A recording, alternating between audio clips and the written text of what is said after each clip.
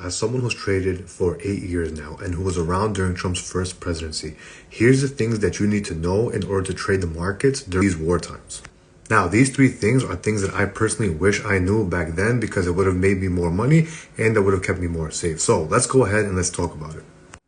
Number 1, it might be better to trade with props versus personal. And the reason being is this: any major war news could cause massive gaps in the market.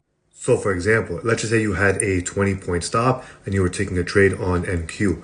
The market, on a whim, any piece of news could come out and then the market could gap down 60 points and you are going to end up getting slipped. Now, if you're trading on a prop account, then you just lose the account. However, on a personal account, if you're risking $1,000 and you lose 3 times the amount, then your realized loss is actually going to be $3,000 because of the slippage. So you have to be mindful when it comes to that. So if you are trading personal capital, I'm going to talk about what you can do in step number 3. Now, step number 2 is something that's going to, I can guarantee is going to trip up so many traders. So make sure to take this step very, very seriously. Don't automatically be extremely bearish because this is the reality of the situation. All it takes is Trump announcing any peace deals with Iran and the market will have an extreme recovery.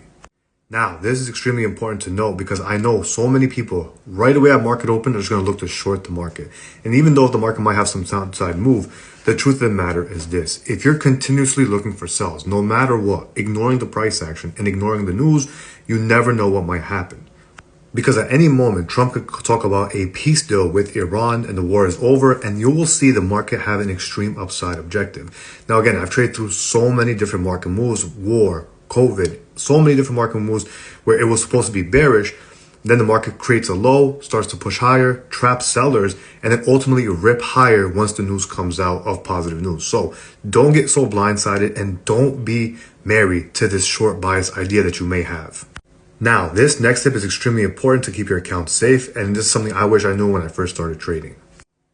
You want to make sure that you're accounting for volatility. So if you're someone who's using tight stops, you have to understand that volatility may pick up. So if that's the case, you want to make your stops wider while reducing your contract sizes. This is a way just to keep yourself safe and to understand that sometimes the volatility will allow for wider stops. So don't be stubborn. Don't try to use tight stops when it doesn't make sense. Make sure to account for the volatility.